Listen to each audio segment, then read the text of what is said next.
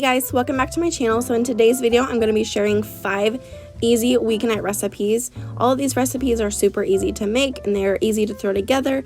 They are also very budget friendly. So if you want to know what I made for dinner this week, then just keep on watching. So this first recipe is French dip sandwiches. So I'm just starting out with this loaf of bread that I got from the Walmart bakery, and it was only $1. Can you believe that?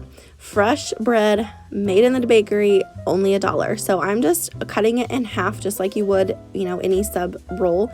And then I'm going to layer on some mayonnaise. I know that kind of sounds weird, but it was actually really good. It gave it lots of flavor, so I would definitely recommend.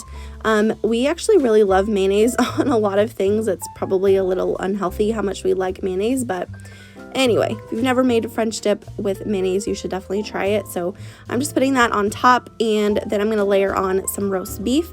I accidentally got the ultra thin roast beef from Walmart, but I'm glad that I did because I think it made it so much better.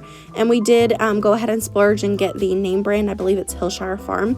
Normally we do get the Great Value, but I do believe that this is actually better than Great Value. So if you're going to make this, I definitely recommend splurging and getting the name brand. So we just got the normal size packaging and it worked out just fine. It was plenty of beef on there. If you have a bigger family, you might want to get the family size, but this turned out just fine. So I'm just adding everything to the bread, and then I will top it with some provolone cheese. I wish that I would have got a different kind of cheese. I think maybe next time I might go to the deli and get like white American. I think that would be really good. But the provolone cheese is just a little bit too thick and a little bit too stringy, and I don't really think it has a whole lot of flavor.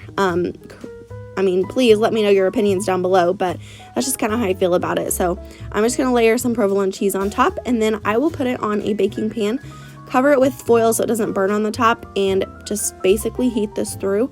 I think I left it in the oven on 325 for about 10 minutes, and then I let it sit and rest so that everything could finish melting together, and it turned out so good.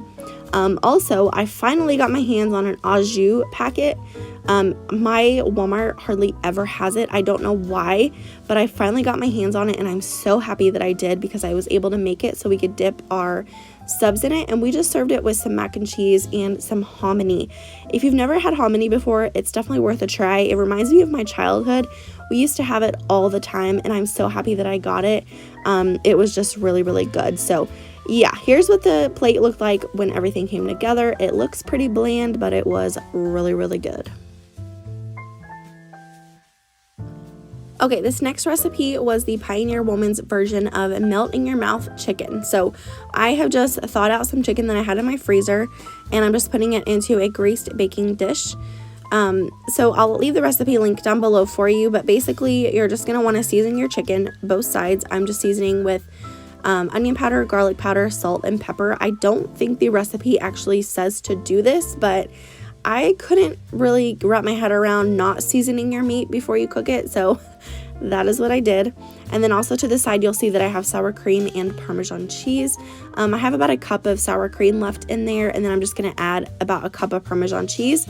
You're just going to layer it on top of your chicken and bake it in the oven. So I did want to say that this was a very strong recipe. Like, the flavors were really strong. If you are not a fan of Parmesan chicken, you will hate this recipe. But we liked it. But I kind of wish that I would have seared the chicken first to lock in all of that chicken flavor. I don't believe the recipe said to do that, and honestly, I was so tired this night that I didn't even really read the recipe through. I just basically saw the ingredients and did my own thing. Let me know, do you guys ever have nights like that where you're just like, I cannot even deal with a recipe right now, just let me do my own thing, So anyway, I'm just going to put the sour cream mixture on top, cover it with foil. I always do that whenever I bake things in the oven. I just feel like it makes things cook faster. And then I'm just going to put that in the oven, I believe at 350 it ended up being right at 40 minutes. But yeah, the chicken was super juicy and everything turned out really good.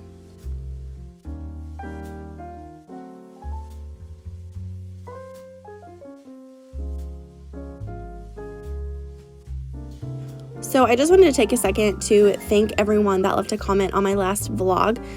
That week for me was such a tough week. I was going through so much emotionally and mentally, and you guys really just helped me get through it. The next week was a lot better for me, and I just want to thank you guys for sharing your stories and just being so supportive with, you know, me going to therapy. And I just feel like I can finally see a light at the end of the tunnel, and it just feels really good to know that I do have other people that support me. I know that we don't know each other personally, but I feel like we have like an unspoken bond now. I really love making YouTube videos. It's kind of like a passion that I never thought that I would even think about having. It kind of just happened, and it makes me happy. So I want to thank you guys for being so supportive all the time. You guys are always so sweet. So anyway, just wanted to take that second. So now that the chicken has come out of the oven, I pulled it out just a couple minutes early because I wanted to add some Parmesan chicken. What in the world? Parmesan cheese to the top of it. And then I wanted to stick it back in the broiler and let that cheese get really brown on top. And this was probably the best part of the chicken. I pulled the top of it off and ate it just plain. So we served it with some green beans, and also I had this Knorr pasta side that was Parmesan as well. And here's what the chicken looked like when it came out. It was so good, and my husband loved it as well as my kids. So here again is our very bland plate, but I promise it was really good. This next night, I wanted to just show you guys what we had, just to kind of give you an idea. It was just chicken Alfredo. I will leave the recipe down below for you. I feel like I make it all the time. So now we are moving on to the next recipe. I sped through this because I feel like you guys have seen me peel potatoes a million times. So I'm peeling potatoes for potato soup. And then I added in about 4 cups of chicken broth. I'm just boiling the potatoes. And then I'm adding in a block of cream cheese whenever the potatoes get, you know, fork tender. You want them to be done. And I'm just going to melt that through. Just basically stirring until the cream cheese is all broken up. And I did want to mention that the cream cheese is room temperature. I feel like that is very important with this recipe. And this was probably the best potato soup that I'd ever made. I wasn't really following a recipe. I was just like, okay, I've got this in my pantry, this in my fridge, I need to use it up. So let's make some potato soup. So that is what I'm doing. I also had some heavy whipping cream that I needed to use up. So I threw that in there as well. It made it super creamy, and just heating this back through. I believe I added some seasoning as well. Onion powder, garlic powder, salt, pepper, maybe some parsley. I don't remember, just, you know, to make it pretty. And then I added some sharp cheddar cheese, and this really made the dish. It was so good. I wish that I would have wrote down the actual recipe to put in my recipe book. Oh, I added some chives. That's what I was doing. And then I also cooked some bacon on the side to throw on top. We had some leftover bacon from breakfast. Apparently some paprika too. So just, you know, throw in the whole kitchen sink. It'll all work out.